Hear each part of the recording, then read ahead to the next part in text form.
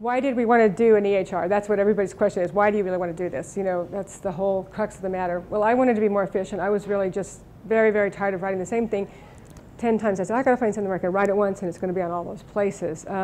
I wanted to be more efficient in my documentation. I want to be able to read it. My handwriting is not good. One of the pharmacists in Outreach said, Dr. Mills has the worst handwriting in the entire state. And I said, I don't think that's quite true, but it's close. And so I wanted to, you know, be more efficient. Wanted to improve our quality. I thought, well, if we have the EHR should be able to help us pinpoint patients with diabetes easier than we could by looking through all our charts or even with our practice management system we had at the time. So we could, you know, target those patients to improve their care. We wanted, and reporting goes along with that. We wanted to be able to report to places that we need to report to. And of course, we wanted to save the paper. We were tired of buying paper and paper products. And why did we choose Practice Partner? I actually chose Practice Partner. When Dr. Fishback joined me, he said, when people were signing the contract, he said, I guess I'm married to Practice Partner. And I said, I guess you are. And I don't think he's been disappointed. I started looking at EHRs in about 2002, 2003 at the American Academy of Family Practice meetings.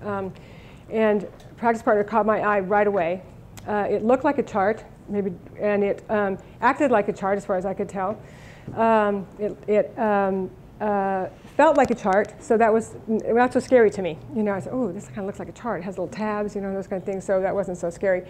And it was flexible and adaptable. I saw right away that you could do different things with it depending on your need. And many of the other EHRs I was looking at said, well, no, this is how it is. You know, if you don't like it, well, maybe we could change it, but you'd have to get somebody else to do it. And it seemed to be flexible. But actually, this Bright Note technology, which didn't used to be called that, but it was called dot codes, and was one of the main features that I liked about Practice Partner. I didn't see it anywhere else. You know, it was the ability to put in an allergy, and it goes where all the allergies go everywhere, and it stays there. You know, I could change things in one place, and it would change it everywhere else, so I didn't have to be changing it in a lot of different ways. And it pushes and pulls data all through the record, and it's incredibly powerful. And we use it to a great extent in our practice. And then the other little thing I'm going to mention is Practice Partner is a bit unique. There's an organization called PPRNet, which is Practice Partner Research Network, which is a joint venture between McKesson and the University of South Carolina Medical School.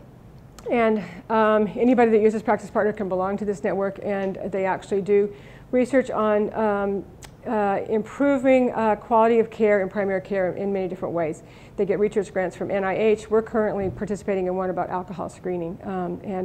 And then we get quarterly reports about our quality of care, which hopefully we can actually eventually use in our QI reporting and those sorts of things. And that's quite exciting. That's kind of another thing that was kind of out there. Says nobody else has this, and I really love research, and I would really love to get back into it in my practice. And just by doing my patients, I get to participate in research. So that was exciting. And the cost was so much more reasonable than most everybody else. And so that was a key factor for me as well.